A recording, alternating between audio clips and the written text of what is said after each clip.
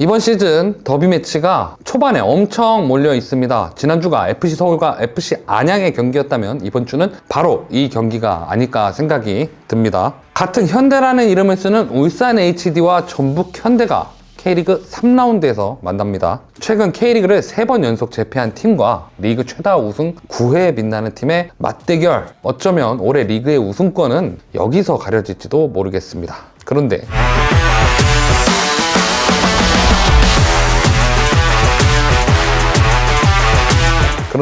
지난 시즌은 달랐습니다. 지난 시즌에 현대가 라이벌은 라이벌이라는 단어가 무색할 만큼 상황이 달랐습니다. 한 팀은 상위권에서 우승 경쟁을 하면서 기어코 우승을 따냈고, 다른 한 팀은 강등권 경쟁에서 살아남기 위해서 발버둥을 쳤지만 결국 승강 플레이오프까지 창단 최초로 경험하고 말았습니다. 같은 공통점도 있었습니다. 시즌 중반에 감독이 바뀌었습니다. 전북은 단페트레스코가 사임한 자리를 팀의 수석 코치 출신인 김두현 감독을 데려왔고, 울산은 홍명보 감독이 대표팀으로 떠난 자리를 김판곤 감독으로 채웠습니다. 결과는 판이하게 달랐습니다. 김판곤 감독은 홍명보 감독이 떠난 어수선한 상황에서 큰 틀을 바꾸기보다 자신의 철학과 일부 부분 전술만 더해서 위기를 돌파했습니다. 김두현 감독은 고군분투를 했으나 팀을 다시 끌어올리기에는 팀이 내외로 문제점이 없다고 볼 수는 없는 상황이었고, 파이널 B에 의해서 승강 플레이오프까지 밀렸지만 그래도 잔류를 시켰습니다. 울산이 2022 시즌 우승을 하기 전 전북에게 늘 밀려서 준우승을 했던 것을 생각하면 전북의 위치와 울산의 위치가 왜 이렇게 되었나 싶을 정도로 뒤바뀐 상황이었습니다. 근데 또 클럽 대항전은 좀 다릅니다. 이게 ACL 무대, 그러니까 아시아 챔피언스 리그 무대로 가면 되게 미묘해집니다. 울산은 아시아 챔피언스 리그 엘리트에 진출했고, 전북은 순위에 밀려서 한 단계 아래 대회인 아시아 챔피언스 리그 2에 진출을 했습니다. 울산의 입장은 아시아 무대에서도 성적을 남겨야 하는 상황이었기 때문에 리그와 클럽 대항전을 최선을 다해야 하는 상황이었고, 그런 여건이기도 했습니다. 반대로 전북은 리그에서 힘을 쓰기 위해서라도 아시아 챔피언스 리그 2에서 힘을 빼야 하는 상황이라서 주로 준주전급 혹은 N팀, 그러니까 그 전에 B팀이죠. N팀 선수들이 이 아시아 챔피언스 리그 무대에 나섰습니다. 근데 결과는 정반대가 됐죠. 울산은 1승 6패에 거기에 마지막 경기 산둥 타이산이 일방적인 포기 선언으로 경기가 취소가 되면서 8경기를 치러야 되는 그룹 스테이지에서 7경기만을 치르고 대회가 끝났고, 전북은 16강을 넘어서 8강에 진출을 했습니다. 덕분에 울산은 5월까지 클럽 대항전이 없이 리그에 집중할 수 있는 상황이고, 전북은 2024 시즌 리그 성적이 안 좋기 때문에 우승을 차지해서 아시아 챔피언스 리그 엘리트 플레이오프 출전권을 확보할 수 있는 기회를 얻기 위해서라도 반드시 우승에 도전해야 되는 상황이 되었습니다.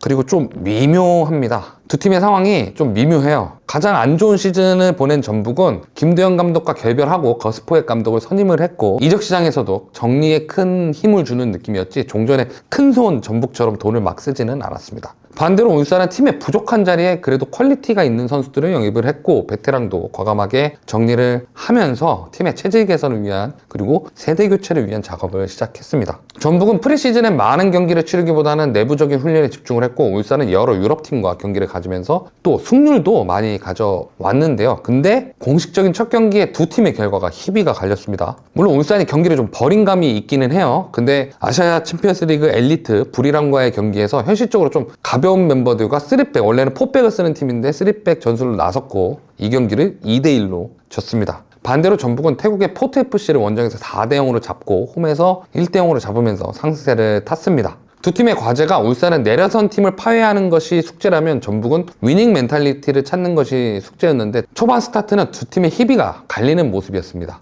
이게 K리그 1라운드까지 이어졌습니다. 울산은 승격팀 안양을 만났지만 홍명보 시절과 비슷하게 내려서서 로우 블록을 단단하게 친 상대에게는 볼을 돌리면서 유의미한 균열을 만들어내지 못하는 게 반복됐고, 김판곤 감독이 주입한 측면에서의 부분 전술도 실종된 모습을 보여줬습니다. 반대로 전북은 야심차게 데려온 콤파뇨, 이탈리아 국대 출신이죠. 콤파뇨를 이용하긴 하는데 무의미하게 롱볼, 그 콤파뇨에게 머리에 맞춘 롱볼의 축구를 추구하는 것이 아닌 상대를 잘 가둬놓고 그 상태에서 콤파뇨의 압도적인 높이를 활용하는 축구를 하면서 작년 3위팀 김천 상무를 잡아냈습니다. 2라운드에서는 반대로 좀 희비가 갈렸다라고 저는 생각을 하는데요. 포항을 잡아내면서 기세가 오른 대전 하나 시티즌을 상대했습니다. 울산 특유, 그러니까 김판곤 감독 특유의 전방 압박이 잘 통하면서 윤재석이 이른 시간에 골을 넣었고, 다소 무게감이 약하다고 좀 평가받고 있던 허율, 스트라이커 허율도 장점을 이용한, 그러니까 자신의 신장을 이용한 헤더로 골을 넣으면서 분위기를 좋게 갖고 왔습니다. 적어도 울산이 자신들이 준비한 전술이 맞아 떨어지면 경기 자체가 편안해질 수 있다는 것을 보여준 경기라고 지난 2라운드는 평가할 수 있겠네요. 전북은 광주를 만났습니다. 광주가 약해졌다 해도 좋은 감독이 있으면 팀이 어느 정도 수준까지 올라가는가를 보여준 이정효 감독이 아직 광주에 남아있습니다. 실제로 경기 자체도 광주가 달아나면 전북이 쫓아가는 상황이었습니다. 그래도 포획 감독 자체가 변해가는 상황에 민감하게 반응하면서 전술 변화를 이끌었고, 전진우가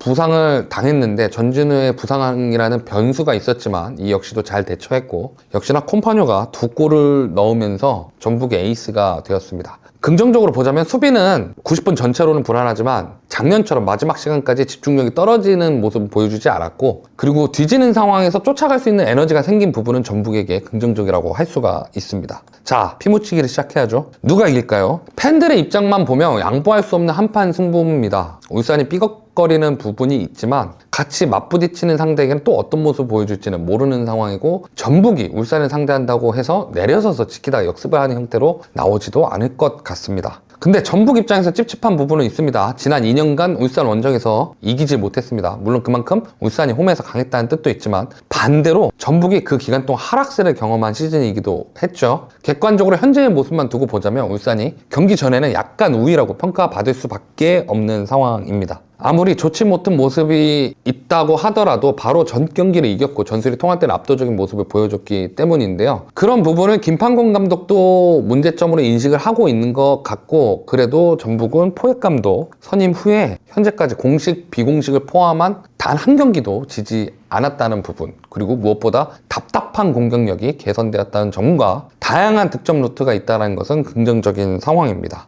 그러나 이제 후반전에 슈퍼서브로 쏠쏠하게 기용되던 전진우의 부상이 좀 뼈가 아프고요. 그로 인해서 측면 윙포워드 자원이 많이 없다는 것이 아쉬운 부분이긴 한데, 기본적인 골격이 현재까지는 잘 통하는 모습이 전북의 모습이라고 볼 수 있습니다. 그래도 수비적인 부분이 빨리 안정화가 돼야 하는 부분은 반드시 해결해야 할 숙제라고 생각을 합니다. 그래서 저는 사실 경기 전까지는 저는 만약에 이번 주 현대가 더비에 대한 승자는 울산 쪽을 조금 높게 보고 있기는 합니다. 작년에 현대가 더비는 어느 한쪽이 빨리 무너지면서 아쉬운 부분이 있었다면 올해는 긴장감이 유지되는 것이 끝까지 이런 대결로 가는 것이 아닐까 하는 그런 기대가 됩니다. K리그가 잘 되려면 강팀들이 모든 방면에서 강팀의 자격을 갖춰야 재미있고 스토리가 있는 리그가 된다라고 생각합니다. 두 팀 다 잘했으면 좋겠습니다. 잘하게 부탁하고요. 지금까지 세레벤 스포츠 장동이었습니다.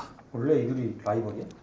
같은 현대가 어찌됐건 현대라는 그룹 이름을 같이 쓰고 있고, 그래서 라이벌리로 많이 묶이기도 했고, 2010년대 후반부터 2020년대 들어서는 두 팀이 리그에서 거의 양강을 이루고 있기 때문에 이제 라이벌로 어느 정도 엮이고 있죠. 왜냐면 쟤네를 넘어야 우리가 우승할 수 있다, 이런 인식이 좀 있으니까. 근데 그게 공교로웠어. 최강희 감독이 떠나고 모라이스 감독이 왔을 때까지, 그리고 김상식 감독 21년 때까지는 전북이 어찌됐건 전북은 이기고 울산은 이렇게 미끄러질 때 좀 치명적으로 미끄러지는, 그래서 거의 막판에 순위 뒤집어서 전북이 우승하고 그런 상황을 겪었다가 2022 시즌 울산이 그 3연패 시동을 거는 첫 우승을 할 때는 오히려 이제 전북이 미끄러지면서 울산이 우승을 하는 상황이 됐거든. 근데 반대로 그러고 나서 전북이 뚝뚝 떨어지기 시작하니까 이제 울산 입장에서 이제는 라이벌 아니다라고 얘기할 수는 있어도, 지금 K리그 안에서 저만한 자본과 저만한 규모를 가진 클럽은 사실 저 두 팀이 거의 유일하다라고 봐야 되고, 뭐 그 다음에 뭐 FE 서울 정도로 이야기할 수 있다라고 한다고 하면 저 둘은 라이벌로